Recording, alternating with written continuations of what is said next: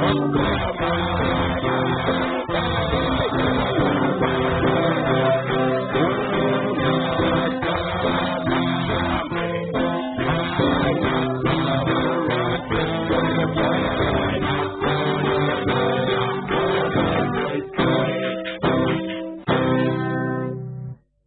avons trouvé grâce auprès du Seigneur pour être pardonnés à la croix. Là,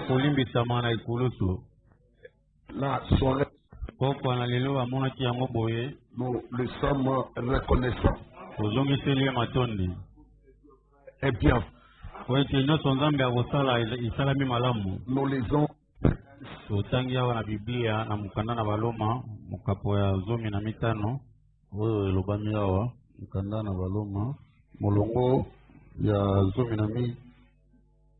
pour ce qui vous concerne, mes frères, je suis moi-même persuadé que vous êtes pleins de bonnes dispositions, remplis de toute connaissance et capables de vous exhorter les uns les autres.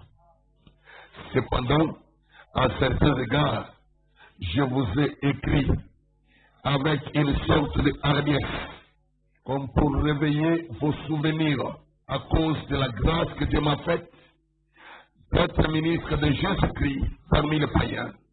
Je m'acquitte du divin service de l'évangile de Dieu, afin que les païens lui soient une offrande agréable et bandeko na ngai moko na ndimi mpo na bino ete bino penza botondi na malamu bozali mpe na mayele nyonso bokoki kolakisa matoli nde naiki mpiko mpo na kokomela bino makambo mosusu ete nakanisela bino mpo na likambo na ngolu lipesami na ngai uta na Nzambe. Najali mosaleli na Kristo Yesu epai na bapagano lokola na mosala na nganga mpona sango malamu na Nzambe. Ete mbeka na bapagano eyambami awa Molimo Santu abulisi yango. Dieu bénisse la lecture de ce temps. Nzambe apambola botangi ya liloba na ye. Au nom du Seigneur Jésus. Complète prière de ce soir. Ici. Nous avons déjà remercié le Seigneur pour ce climat dans lequel nous n'avons pas très très chaud. Après la chaleur qui dégage nos paroles de prière. Alors, je prends juste un commentaire pour les paroles que l'apôtre Paul a adressées à l'église de Romains. Pour nous édifier les uns les autres. Voyez d'abord au verset 13. Romains 15, verset 13. Que le Dieu de l'espérance vous remplisse de toute joie et de toute peur dans la foi pour que vous abondiez en espérance par la puissance du Saint-Esprit. Tika Nzambe na Elikia atondisa bino na esengo mpe na kimia yonso kati na kondima kino na nguya na Molimo Mosantu botonda na Elikia. L'espérance chrétienne, l'espérance véritable, l'espérance crédible a un nom et c'est le Seigneur Jésus-Christ. Libiki ya Bakristo, libiki ya solo ezali na kombo, ezali kombo ya Yesu Kristo. Plusieurs situations sur la terre peuvent nous faire désespérer. Makambo ebele na mokili ekoki kozangisa biso déjà quand tu commences à tomber pour c'est déjà un motif de désespoir. Tango mbula ebani kobeta mpona bato mosusu ezali de la terre, j'avais laissé mes habits dehors. akosimba moto na tikaki bilamba na mai libanda awa nazali na losambo nyonso kopola likambo songolo il est désespéré. azangi elikia parfois quand le soleil se lève, autre personne désespère. Tango moye kobima bato mosusu bazangi wana bango bazalaki kozela mbula. Quand les autres prennent le soleil, que la pluie tombe, ils désespèrent. Quand quelqu'un désespère pour réveiller un monde de ferme. Mais le matin, mauvaise nouvelle, il peut désespérer. Comme ce matin, en arrivant à l'hôpital, on a amené une maman là, vendeuse de pain, avec une émotion vive des gens qui étaient là, tout le monde qui a couru. Qu'est-ce qui s'est passé? Non, il s'est où elle est allée retirer le pain à la boulangerie. Il aurait fait sa petite prière et il a présenté le plat. Oh, il devait sortir pour aller prendre le pain. C'est juste quelqu'un. Derrière quelqu'un. Na sima ya moto moko mozala na yo libota akoyimbala moko na se wana wana kosolola angangi pe akoyi na sima kwei asili kosala zongo mbala moko na bilamba bamemie pour que finalement on l'amène à l'hôpital. Po bamema na l'hôpital okuna et arrivé à l'hôpital c'était kokoma kuna na l'hôpital ezalaki déjà ebembe tout le monde paniqué. Bato nyonso bazwi mokolo bato bazolela bato kokuya ekoki kosalama lolenge oyo ndenge nini likambo ezalaki lolenge wana tokokaki kobanda lisusu te azonga na bomoi na lolenge na biso tobikaka awa nzambe na bosawa akei ntango esele koleka moke motoka yaki kuna l'hôpital ntango bamoni motoka wana bato batumba lisusu maboko oyo nini boye bazwi ebembe wana batie kuna akei asilisi kokima na yo wana mokili lolenge wana makambo lolenge wana ezali kosalama mingi touti koloba yango kala mingi te awa ezali te lokola tozali na basango ya matanga na mabota te na matanga ezali mikolo nyonso oyo ezali na mitema ezali kolela na lolenge ya ndenge moko to mosusu makambo ezali kosalema mpona oyo etali biso nzambe na elikya Notre Dieu est le Dieu de l'espérance. Le Dieu créateur. L'auteur de la Bible. Le Dieu de l'espérance. Qu'elle vous remplisse de toute joie. Et de toute peur. Le Dieu de l'espérance. Le Dieu que tu pries adore. Tu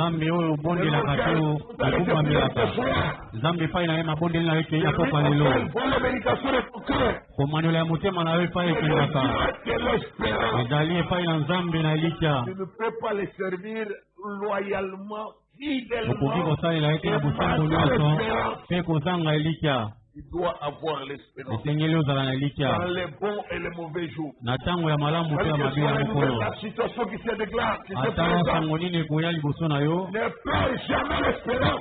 Par le Dieu que tu adores, le Dieu de l'espérance. Et le vœu biblique est là. Que le Dieu de l'espérance vous remplisse de toute joie.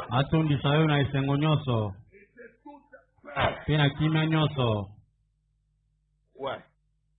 Dans la foi. Vous ne devez pas être trouvé hors la foi.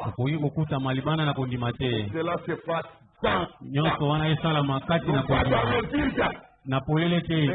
la foi, tu as la joie, tu as la paix, toute la joie. Et toute la foi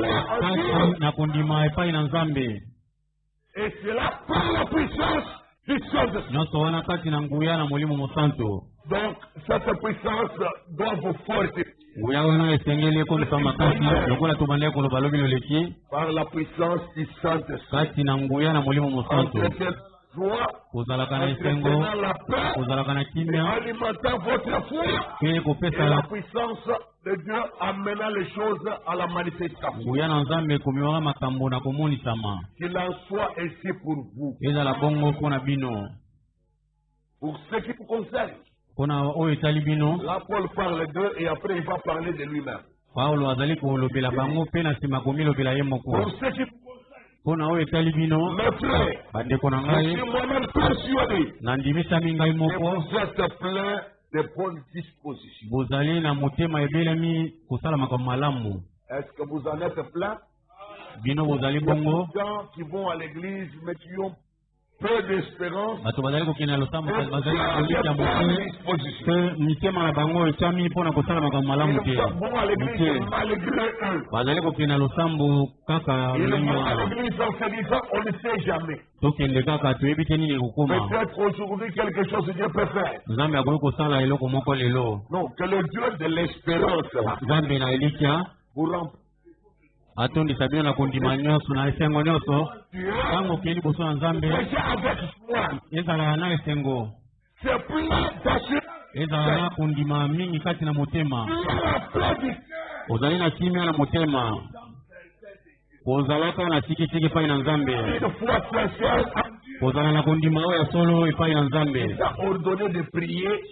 oyo apesi yo molongo bondela mokolo nyonso kogumbamela ye et que son adoration ne sera pas kogumbamela na yo kozala na pamba te mosala na yo kozala na pamba te ozali kobungisa ntango te wana tokei liboso na Nzambe bobelema na kosala makambo ya malamu botondisama na yango lolenge nyonso ya kozala kosala malamu mpona kobondela kogumbamela koloka mpona kosalela mpona kotosa mpona komititisa mpona koyika mpiko kosala nyonso mpona yango ntina na yango Nzambe akobenga yo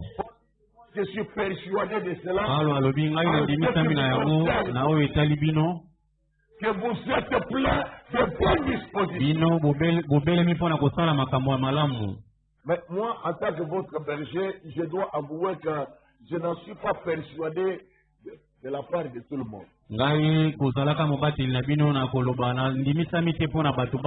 pas pour être bizarre. C'est pour parler des réalités qui nous concernent.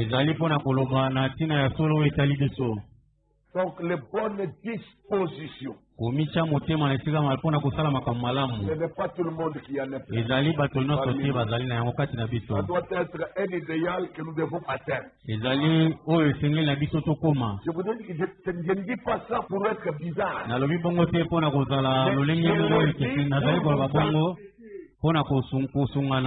Pas nous flatter. Paul, il a jeté le regard en tant que surveillant sur les troupeaux de Rome.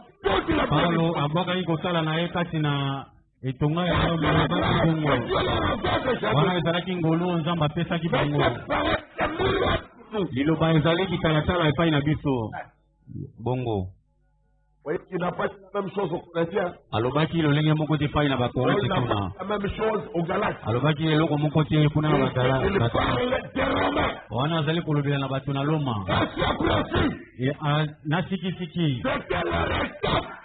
ezalaki lolenge ya molimo na bango. Je voudrais vraiment que nous atteignions le même niveau. Na kolinga tokoma na mosanda moko. Vous soyez plein de bonnes dispositions. Bochama na motema ya kosala makambo malamu. Plein de bonnes dispositions. Kosala makambo ya malamu. Oyebi nini? Bato batondisami na lolenge ya kosala malamu. Ne force pas à faire quelque chose. Batindika bango na makasi te kosala likambo moko. Ils ont ça en eux. La bonne conscience chrétienne opère à plein régime. Ils sont comme des gens. Ils ont le sens du devoir chrétien.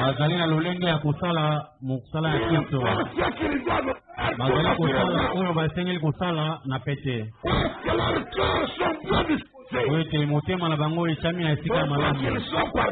Bazali babongi bete disposition de leur cœur kochama ya malamu ya mitema na bango l'action ezali kokomisa bango makasi ya kosala misala ezali kocha bango na misala na lombango na mpiko. Amen. Amen.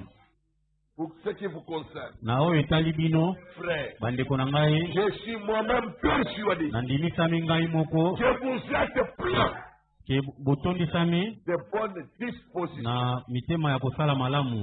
rempli de toute connaissance. botondisami na boyebi nyonso. Bon, je sais qu'ici vous avez une grande connaissance. nayebi mpe awa bozali na koyeba makasi Les na boyebi mingi. dispositions, lolenge ya kosala la nano connaissance allez. koyeba nayebi ete boyebi mpenza wana esengeli naloba bongo. Vous connaissez assez. boyebi na mosanda moko boyebi mingi Des choses de Dieu. makambo na nzambe Je le sais. wana nayebi.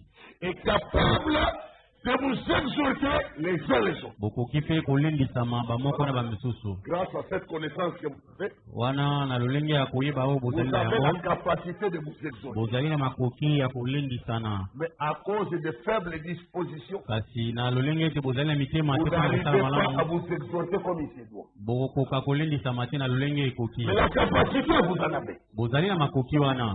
Qui dit Amen. Voyez-vous la maladie? bomoni bokono Les dispositions, lolenge ya kosala les dévouements. makasi komipesa na motima mobimba na makambo na nzambe C'est ce qui nous manque. yango Là, ezali nous biso sommes faillis. wana tokoisami. Mais la capacité, il y en a. makasi wana tozali na La yango connaissance, vous en avez. boyebi bozali na yango La capacité de vous exhorter, il y en a. makasi ya kolendisama mwana motu bozali na À yango cause de faibles dispositions, lokola mitema etiami te na mpona kosala mosala il y wana a la négligence, bolembo ezali il y a le laisser aller, kotikatika makambo il y a beaucoup de distractions. ezali na kotia makanisi Il y en a pembeni vous qui s'occupent de futilité. ezali na bamoko bazali Et pourtant, kokuta la makambo ya connaissance samba que Dieu leur a déjà donnée boyebi oyo nzambe apesi bango leur permettrait de relever celui qui est faible dans la ekopesa foi. bango makoki ya kotombola wana azali na botau na kondima. Mais il arrive bazokoka kosala yango des te dispositions qui sont faibles. mitema na bango Il ezali a na peu de temps pour le azali Seigneur. na ntango moke Il mpona a peu de temps pour les choses de Dieu. azali na ntango moke mpona makambo Il na a nzambe peu de temps pour pratiquer le bien. azali na ntango moke mpona kosala bolamu Il a peu de temps. azali na ntango moke mpona yesu Et cela les rend inefficaces. wana ezali kokomisa yango kozangisa yango makasi Ça vous rend inefficace. ekokomisa bino kozanga makasi. Mais je voudrais que Dieu vous visite. nalingi ete nzambe aya kosala bino personnel. na moto ye moko Pour un réveil mpona personnel. bolamuki ya moto ye moko Personnel. kasi na bomoi na yo mei mpona ete omiyeba Lourd de tâches spirituelles que vous na mokumba monene oyo ya molimo attendez. Vous kozela yo capacité avec assiduité.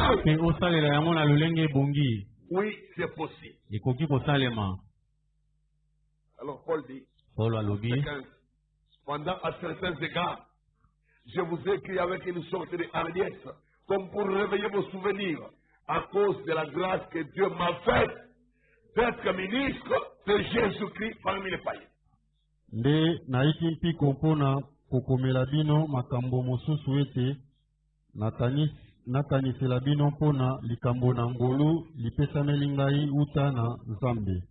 Je m'acquitte des divers services de l'évangile de Dieu. nazali mosaleli na kristo yesu epai na bapagano. Dis-moi, je m'acquitte de ce divers service, de ce devoir.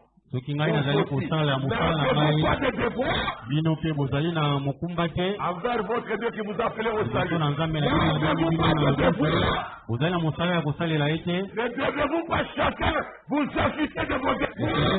na moto asala mosala na ye te. Bien sûr que c'est Amen. ezali bongo moto na moto azali na mosala ya kosala. Moi, Paul, ngai pour ma paulo part, mpona oyo etali Dieu m'a ngai fait grâce nzambe asali ngai d'être ngolu ministre de kozala mosali na yesu kristo. Qui es-tu dans le corps de Christ? yo kati na nzoto na kristo ozali nani? Qui es-tu parmi les régénérés? yo ozali nani na epai na bateka esami sika? ngolu nini oyo nzambe asali yo kati na eklesia na ye? ozali nani? ozali nani mpe nini na bosolo?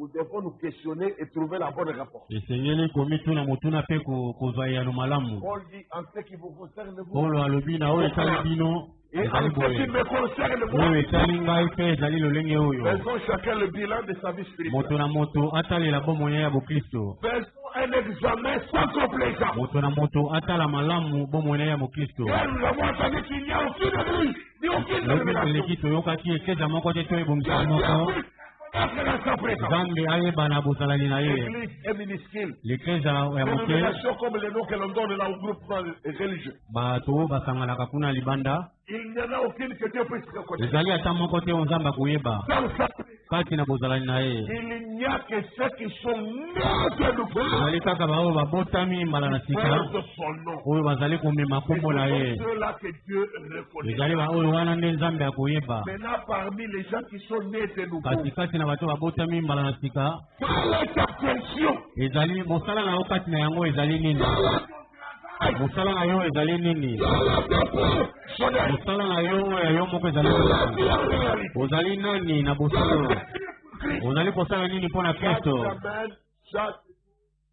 poso nyonso mokolo nyonso Peux-tu répondre? okoki kozongisa yano Moi, pour ma part, ngai na oyo etali ngai Dieu m'a fait grâce. nzambe asali nga ngolu Grâce et ministre de Jésus-Christ. kozala na lotombo ya yesu kristo Paul a été, moi aussi, votre frère Jésus. paulo azalaki yango ngai mpe ndeko nakolinga yango na ngolu na nzambe C'est la grâce qui m'a été faite. ezali ngolu Mais esalamelaki à toi, ngai quelle grâce a été faite? epai na yo ngolu nini Parmi les esalamelaki gens généreux. kati na bato mosala na yo ezali nini Dieu pour Christ. ozali kosala nini mpo na kristo Dans les choses, kati na makambo na nzambe chaque jour, chaque semaine, mokolo chaque nyonso mois, poso nyonso oyo ezali koleka Abraham dit que ndeko bana malobi ete la seule façon pour réussir ce qu'on fait, lolenge c'est oyo de savoir esengeli ce qu'on fait. lolenge oyo esengi kolonga oyo ozali kosala koyeba ozali kosala nini Vous ne pouvez pas prétendre à réussir okoki koloba te kozali kolonga ya kosala eloko moko quand vous ignorez la nature et l'identité. oyo ozali koyeba te lolenge ya eloko yango ozali kosala ozali kosala nini mpo na kristo kati na bato bazongisami sika Bien sûr que quand tu n'es pas encore né de nouveau, wana soki obota nanu mbala na sika tu te vas faire, je n'ai même pas encore d'identité. wana nazali nanu na yebani Donc, je likuna n'ai te encore ni l'eau ni pas. nazali na likambo moko te kati na baoyo Je wana ne suis pas encore né de nouveau. nabotami nanu mbala na sika te Mais tu dois naître parce que c'est le esengelami obotama yango nde mama na likambo na biso ezali mama na likambo na biso Seigneur pour naître. ozali kozela nini mpo na obotama Nous devons acheter le temps. tosengeli tozwa ntango mbango Les jours sont mauvais. mikolo ezali Nous mabe devons racheter le temps. esengeli Paul tosalela dit, ntango pour ma part, paulo alobi na oyo esali ngai Dieu m'a fait grâce nzambe asali nga ngolu d'être kozala moto kati na lotomo ya yesu et je kristo m'acquitte du divin service.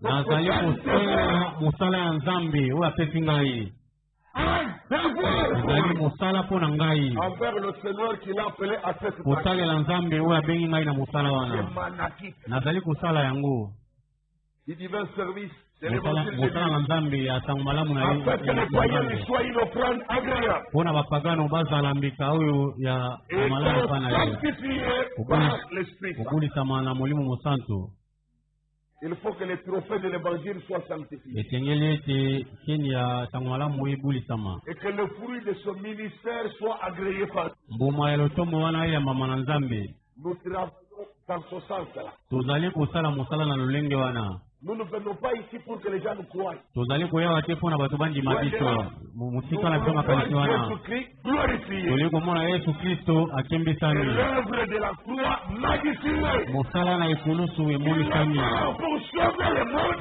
ekusaki mpo na kobikisa Nous mokili serons fiers de voir des sauvés parmi nous. tokozala na lipambo komona bato kobikisama kati na De biso voir les gens être sauvés. komona bato babikisami Expérimenter le salut de Dieu. batekeli lobiko na nzambe La nouvelle na nzela na botama na sika expérimenter le pardon de leurs péchés. tikela kolimbisama na sumu na bango kobongwana ya bomoi na bango C'est ce à quoi nous travaillons. ezali na ntina wana nde tozali kosala mosala Voilà. bozali wana J'ai donc sujet de me glorifier en Jésus-Christ. nazali na ntina ya komikumisa kati na yesu kristo Pour ceux qui regardent les choses de Dieu. na oyo etali makambo na nzambe Donc notre gloire n'est pas dans le monde, nkembo na biso ezali kati na mokili n'est te pas dans le quartier, dans la ville, ezali dans te la na famille. esika tovandi na engumba Notre na gloire est en Jésus-Christ. nkembo na biso ezali kati na yesu kristo Concernant les choses de Dieu. kotalela makambo na nzambe Car po je ete n'oserais pas mentionner une chose si Christ ne l'avait pas faite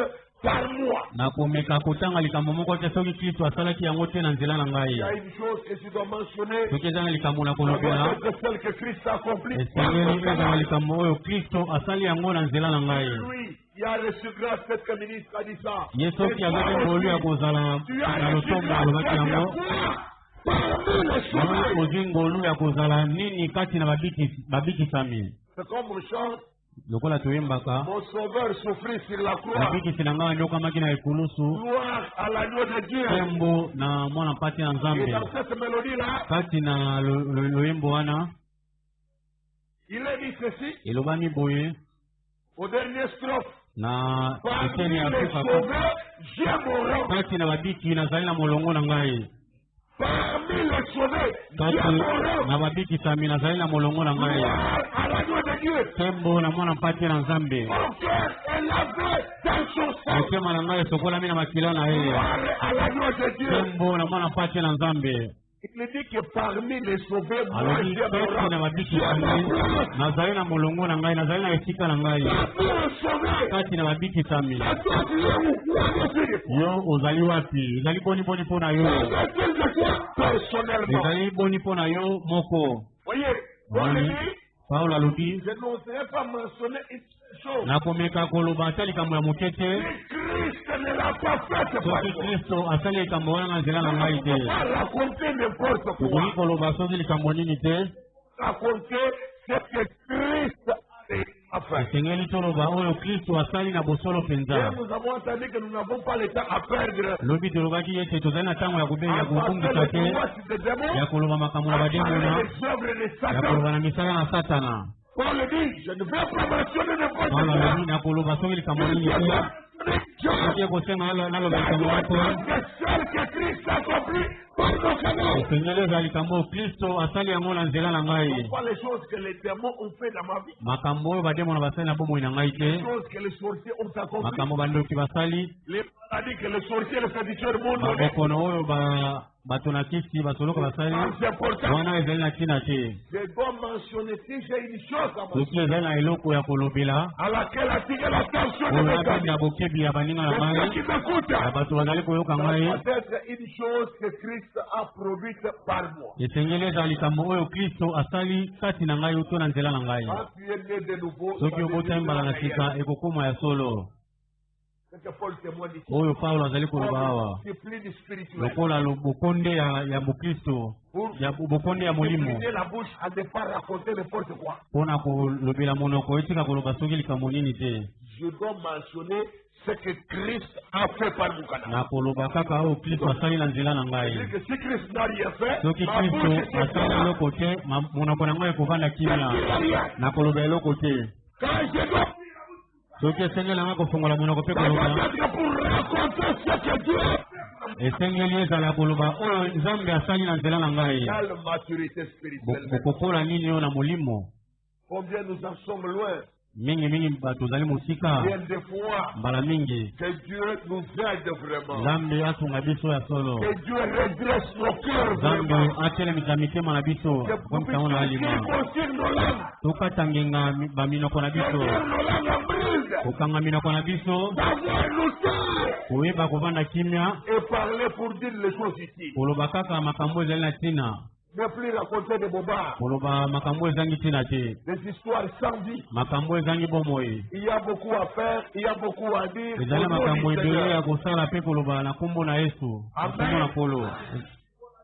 Tiens, que Soki tout ce que Paulo vous alobelaki avez bango à faire en acte ou en parole, nyonso bokosala na misala te na maloba kosala nyonso na nkombo na yesu quel kristo. que soit quand vous parlez, ata ntango quel ozali que soit koloba quand vous voulez agir, ata ntango dans osala likambo le du Seigneur Jésus. kosala nyonso kati na nkombo na yesu kristo. Voyez, si c'est ça l'ordre, soki ezali mobeko oyo eleki le likolo genre de vie chrétienne, olenge ya bokristo oyo ya voyez mes kobikela amis, que nous ne pouvons plus dire, tokoki koloba soki likambo nini nous ne te. sommes pas libres de tozali na bosomi te ya koloba kosala soki nini. que tout soit soumis au nom du esengeli Seigneur. ete nyonso ezala na se ya nkombo na yesu kristo mobikisi ya Que nguya. nous disons l'honneur, makambo nyonso tozali koloba epesa que nous disons les glorifier, makambo nyonso ememi ya ye que epesa ye nous nkombo. faisons l'honneur, makambo tozali kosala epesa ye que nous faisons les glorifier lui. makambo tozali kosala ekembisa ye.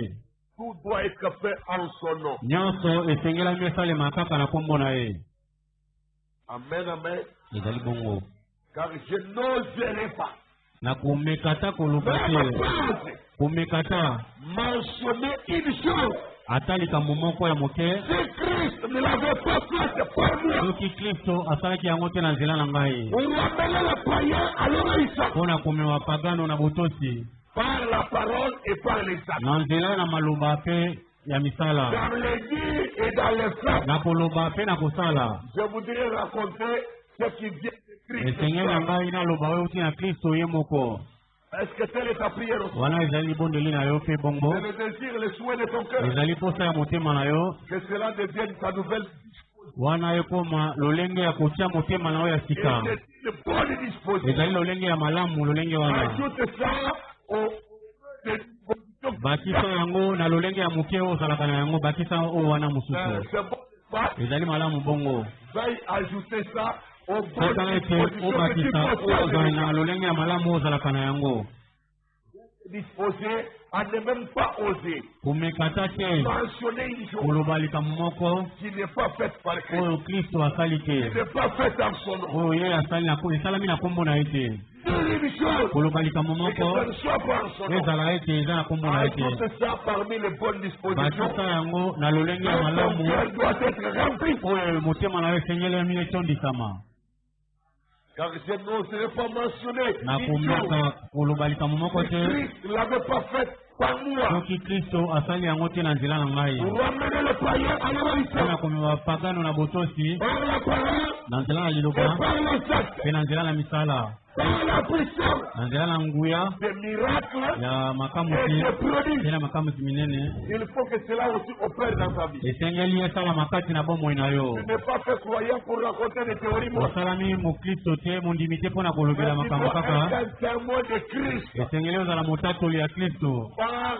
des œuvres de persuasion. na nzela na misala ya kondimisaka bato La puissance des miracles, nguya na kosala la makambo puissance te des prodiges. nguya kosala makambo ya minene Cœur oyo de ton esengeli servant. etuta mitema ya batali na yo Et les rendre sans peur s'ils ne veulent pas croire mpe le Seigneur. kozangisa bango kimia soki baboyi kondimela nkolo Ils doivent être traqués, persécutés dans esengeli leur cœur. batutisama kati na mitema na bango Et voir qu'en toi opère des choses komona na comme ça. kati na yo makambo ya sikisiki ezali En toi kosalema opère les choses de Dieu. kati na yo makambo na nzambe ezali Ça ne kosalema doit pas les rendre indifférents. esengeli ezangisa bango te Ils kokipe ne makambo peuvent te prendre une position. esengeli na bango bazwa Ils esika ya doivent kosalema prendre une décision. esengeli bazwa mokano Quand ces choses-là amèneront un jugement éternel. makambo wana ekomema kosambisama likolo na bango Par la puissance des miracles na nzela na nguya ya kosala et makambo des te prodiges. mpe ya makambo minene Par la puissance de l'Esprit de Dieu. na nzela ya molimo na nzambe na nguya ya molimo na nzambe Depuis Jérusalem wuta na et yelusaleme le pays voisin na bamboka ya zingazinga jusqu'à Ninive kina na mboka wana a abondamment répandu l'évangile de Dieu. na tei meke liloba na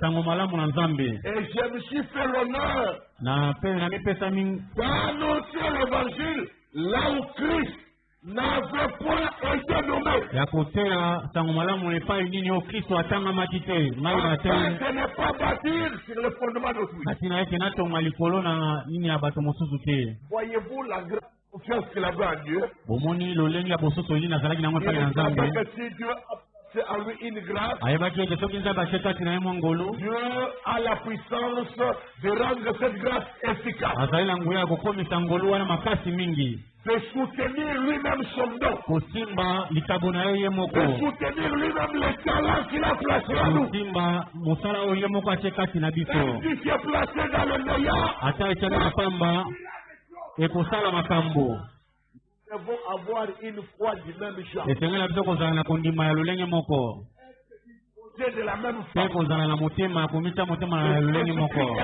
yesu kristo azali lolenge moko Même si tu n'as rien, ata ozali eloko même te si tu n'es rien, ata ozali même eloko si tu pamba n'as jamais essayé, ata nanomeka te mais si Dieu te fait grâce soki aujourd'hui, nzambe asali yo ngolu lelo recevoir un don, koyamba likabo moko mosala moko lolenge moko ya Dieu kosala est capable de la multiplier. nzambe azali na makoki ya kolikisa yango Dieu est capable de créer de nouvelles choses nzambe azali na makoki ya kopela makambo na à sika makambo na partir de sika ton vide. wuta na mapamba na yo Y a-t-il quelqu'un pour croire? ezali na moto moko mpona kondima Ayant la foi du même genre que celle que Paul a. kozala na kondima ya lolenge moko oyo paulo azalaki na yango C'est que frère William Branham a oyeba eu ete la ndeko foi du bwana même genre. azalaki na kondima ya lolenge moko C'est ainsi qu'il a affronté toutes sortes yango wana d'adversités, akutanaki cette Mabamasi, Bani Metano, Yalonde Nyoso, Pasinza Menayo, Simatio, Pe Anemaki, Kondima Motema Nae.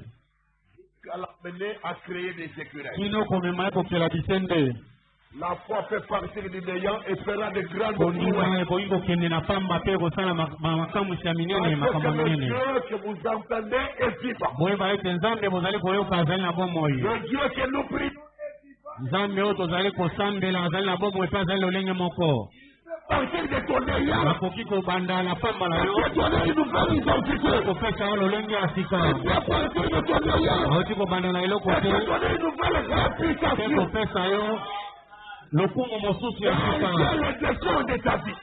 na lolenge ya bomo inayo Zambi azali na makoki wana yo esengeli na okondima kaka na lolenge oyo koki bima na motema na mobimba. Amen. Paulo amipesaki lokumu kokende kotia Kristo na esika oyo batangaki kombo na ete kondima nini wana kokende te koya na nsima ya mosala ya bato mosusu to koya komikotisa na kati ya mosala ya bato mosusu. Alobi ete ata bato nyonso babotisi ngai ata bato nyonso bakopesa ngai tina te kasi nayebi na nani ngai na ndimi. À partir de mon néant, il peut créer quelque chose. Na pamba na ngai akoki kosala eloko moko. À partir de mon fils, il peut faire des grands choses. Na eloko moko akoki kosala makambo ya minene. Esengeli na ngai na ndima na nyonso oyo nakoki kondimela. Se kotatola na ye na makasi na ngai nyonso. Lokola Yobo nayebi ete mosikoli na ngai azali na bomoi. Cha motema na yo na lolenge ya mosala wana nazali kolendisa yo kobakisa pe oyo na lolenge ya motema na yo ndenge ezalaka oyo esengeli na yo otondisama na yango. Alobi na mipesi lokumu ya kotia sango malamu epai nini Kristo atangamaki te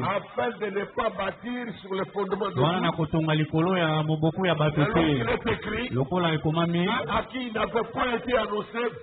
baoyo balobelaki ete bakomona baoyo nani bayokaki kolobela ete bakososola. Alobi ete yango epekisaki ngai mingi okende epai na bino bato na Loma. Apambola meza ya kombo na Yesu Kristo. Na molongo ya tuku mibale na mini lokola azali na posa uta mibu eleki kokende kuna epai na bango. Alobi awa jusqu'au verset 31. Il dit, alobi, je sais qu'en allant vers vous, c'est avec une pleine bénédiction de Christ que j'irai. C'est comme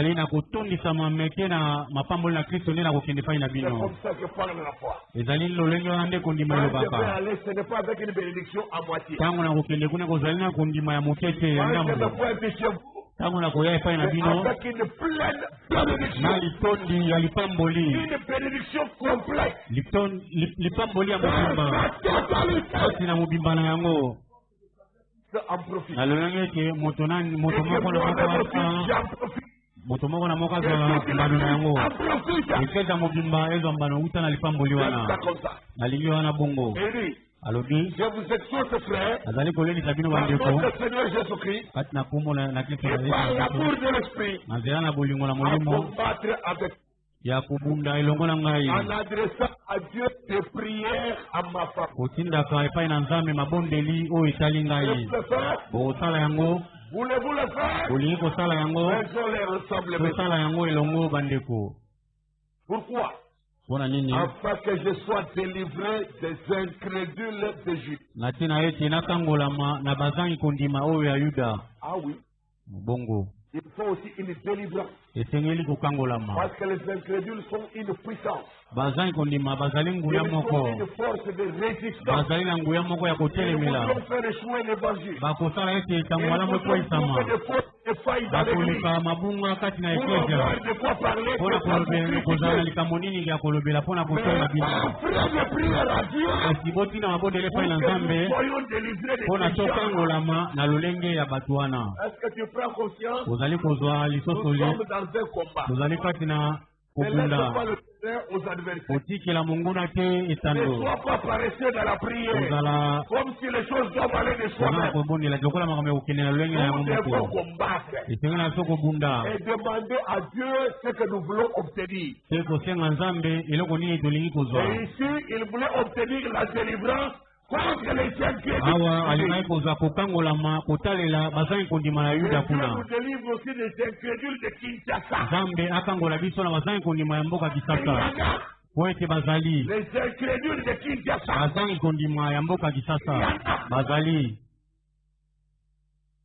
Parce que je dois délivrer des incrédules de Judée. Que les dons que je porte à Jérusalem soit agréé de ça. Dieu a dit demandez tout ce que vous voudrez. Tant que vous verrez dans la parole, demandons et Dieu nous donnera. Et Dieu te délivre toi aussi. Les incrédules qui t'entourent. Ils sont un freinage. À ton progrès. Abraham, notre père dans la foi, Dieu lui avait promis la bénédiction. Mais il n'est jamais venu à sa rencontre, lui Dieu. Sans que l'autre, son neveu, était encore avec lui. Sans que son père était là, qui était encore avec lui. Il a fallu qu'il se sépare.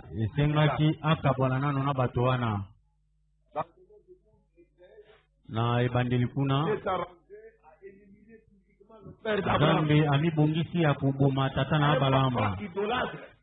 Papa tata wazali kusamba ya bikeko. Le papa aussi s'est déplacé. Abalama alingaki soja Abalama alingi kukende mwipai tata pali ngakile naye. Zambe abendi tata naye. Ezalaki pasi na motema. Ezalaki nzela ya kupambola mapona Abalama. Esengeli kutanga tango. Zamba kutika soto leka wapasi ya makasi. Ezali nzela ezali kutambusa wakino na lipamboli. Kozala kozanga ilika te. Eba ete nzambe na wazali nzambe na ilika. Ils sont avancés encore. À un moment, Dieu l'a séparé encore de l'autre. C'était une séparation douloureuse. C'était le chemin qui menait Abraham vers la bénédiction. C'est produit au chapitre 14. Même l'autre dont Dieu l'avait séparé. Dieu a manifesté la compassion d'Abraham. Kurucha na isika na lota wana kanaki kubunisa bamoka wana bakangi bato Abalama bakanaki ndeko na ye kuna bakomise mu lota bamemaki ye kuna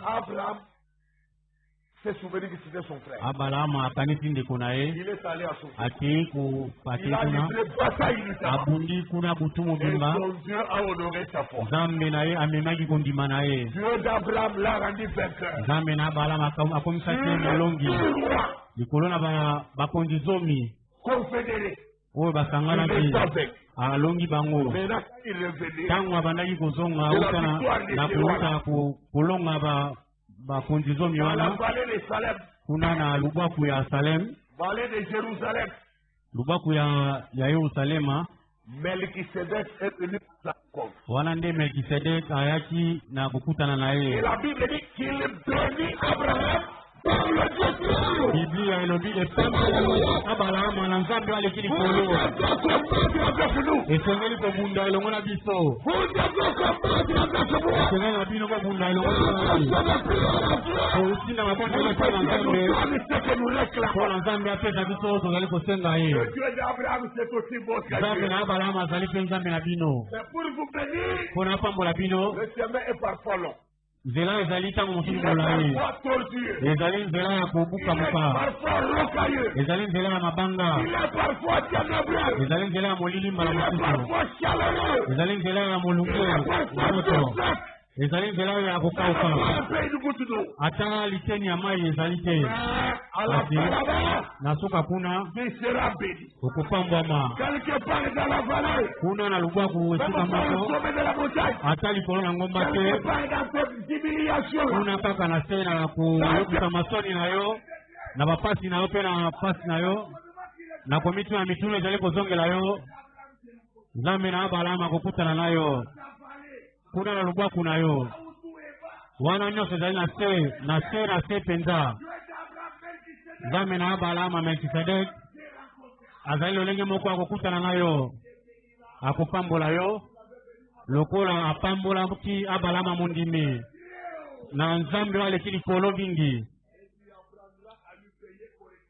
wana okoyeba kopesa moko na zomi na yo na lolenge ebongi yango abalama asalaki okoyeba kopesa moko na zomi na yo kofuta wana nzambe apamboli lolenge wana biblia elobi abalama afutaki moko na zomi ya nyonso c'est tout ce qu'il avait sur lui. ya nyonso oyo ezalaki likolo na Il ye avait acquis. nyonso oyo ye Pour azwaki le système de guerre, biloko nyonso azokaki kuna il na avait un dixième de tout. alongolaki moko na zomi ya moko ya nyonso apesaki melkisedek C'était Dieu dans la théophanie. azalaki nzambe kati na nzoto wana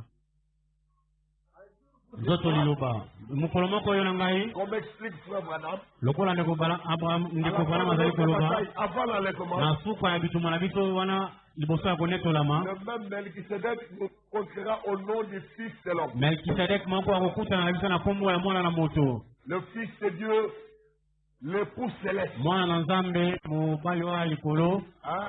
Il nous rencontrera dans les services. akokutama na biso na mipepe kuna Voyez-vous? bondimi yango Il nous rencontrera dans les airs. akokutana na biso kuna na likolo Et nous les rencontrerons dans les airs. biso tokomona ye kuna na Il likolo nous conduira dans le palais. akomema biso na Dans la ndako grande salle de fête. na esi na etando monene Et ya nous ferons ya une teka. grande fête du jamais vécu. ekozala nteka monene ata otangi mbula misato na ndambo nandimi te Qu'à faire une fête. mokonzi moko na mabele oyo asila kosala nteka uta mibu misato na ndambo ata salomo asalaki yango Jésus-Christ est te le seul qui le fera. yesu kristo azali ye mei nde akosala yango Nous serons là à table honorée. tokozala wana na mesa na lokumu tokolatama motole Que Dieu te bénisse. nzambe apambola yo Bonne persévérance. koyika mpiko malamu Bon courage.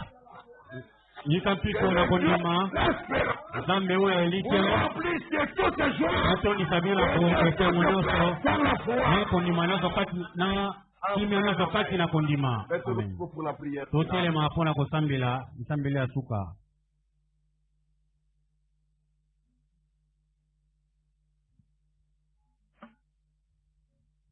All that joy and I was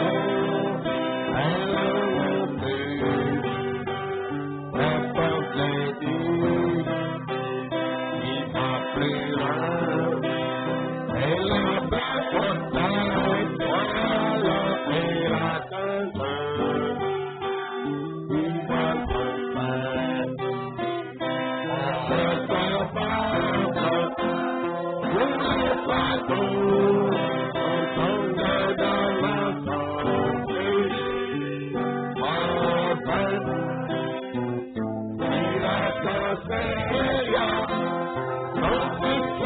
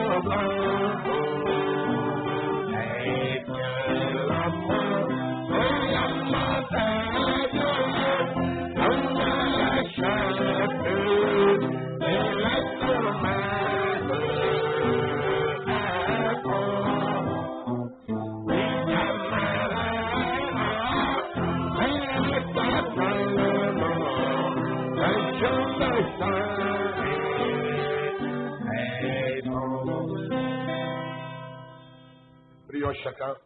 Un mot de prière. Que Dieu nous remplisse ses bonnes dispositions. Il en ajoute encore dans nos cœurs. Pour nous rendre plus efficaces qu'avant. Plus performants. Travaillant de mieux en mieux. Prions chacun.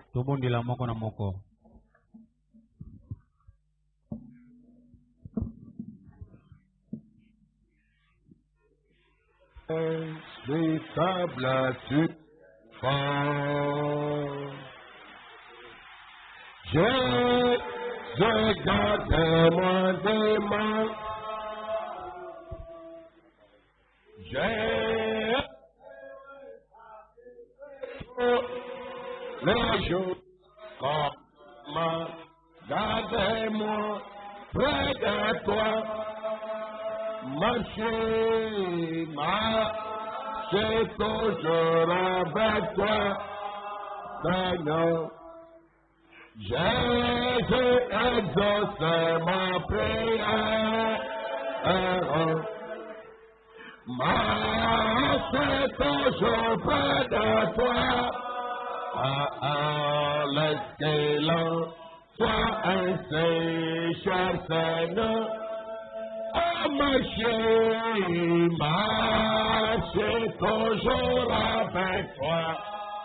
Jésus mon Dieu, Jésus exauce ma prière. Exauce-moi, marcher toujours près de toi. L'excellent soit ainsi, cher Seigneur. Dans ce monde un peu le piège, en tombant qui me secoue, il m'aide à porter mon pas, à nous seulement toi, cher Seigneur, seulement toi, au marcher, marcher toujours avec toi. Jésus mon Dieu, Jésus exauce ma prière, exauce-moi pas, que toujours près de toi. Laisse que l'on soit ainsi, cher Seigneur, au marcher, marcher toujours avec toi. Mon Dieu, moi, Jésus exauce ma prière, exauce-moi pas, j'ai toujours près de toi. Laisse que l'on soit ainsi, cher Seigneur. Quand ma faible vie expire, et mon temps sera prêt, guide-moi, guide-moi en sécurité, dans le rêvage de ton royaume, pour marcher, marcher toujours avec toi. Jésus mon roi, Jésus exauce ma prière, exauce-moi pas, j'ai toujours près de toi. Laisse que l'on soit ainsi, cher Seigneur, pour marcher, marcher toujours avec toi. Jésus mon Dieu, exauce ma prière, exauce-moi, c'est toujours près de toi. Laisse que l'on soit ainsi, cher Seigneur. Dieu bien-aimé, Zambi mulingami, Dieu de l'espérance, Zambi na elikia, béni soit ton nom à jamais. komona yo pamba malibela, Notre soutien le plus sûr wazali yekamela biso ya siki siki, et qui nous apporte des solutions wazali komela biso biyano, aux différentes situations. makambo maso wazali komela biso, Marcher avec toi, kotambola na yo, c'est pour nous une voie wazali d'espérance, kona biso nzela na kolikia, un chemin de bénédiction, nzela na lipamboli, la bénédiction complète, lipamboli oyo na lipesa na yo na oyo ekoki penza, sans hypocrisie. kozanga bokosi to bilongi ebale, Cela sur la foi d'Abraham, sofa yango likolo na kondima na balama, sur la foi de sa femme de sofa yango Dieu. likolo na kondima ya bana Que nous mosango, soyons témoins et kozala bénéficiaires. batatoli mpe basangoli, Oh Dieu, nzambe remplis-nous de bonnes dispositions. tokisa biso na mitema ya C'est kosala, celle qui nous manque. na bango oyo ezangi biso, Disposition à travailler pour toi.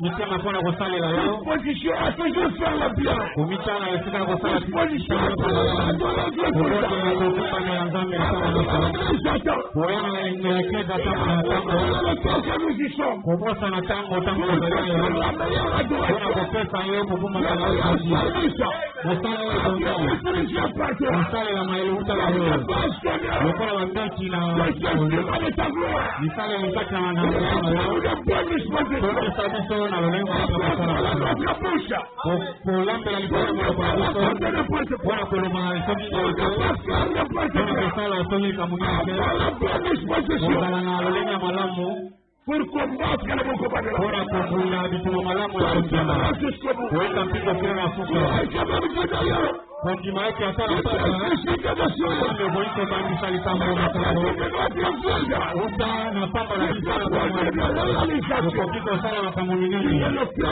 ozali kosomi ta mitema na biso ta mitema na biso ozala bakoti kati na ndako na yo kosala bolamu kati na eklezia kosala mosala mpona lingomba na biso lokola yo kopakola biso kolandela bakisa kopesa biso na koyeba oyo nali kopesa biso yandola na mabondela biso yandola na moko na biso bikisa babeli kati na biso oyo botala bazala makasi na kombo na Kristo tozali kopesa mpese epai na yo yo moyekami na biso yo libango na biso yo yalika na biso na kombo na Kristo kopesa mabondelo mpona nkembo na yo. Amen. Veuillez vous asseoir. Okoki kovanda. Nous arrivons à l'étape finale ici. Tokomi na eteni ya suka hawa par la grâce de Dieu. na ngolu na Nzambe. Alors, et Dieu vous bénisse. Nzambe apambola bino. Ah.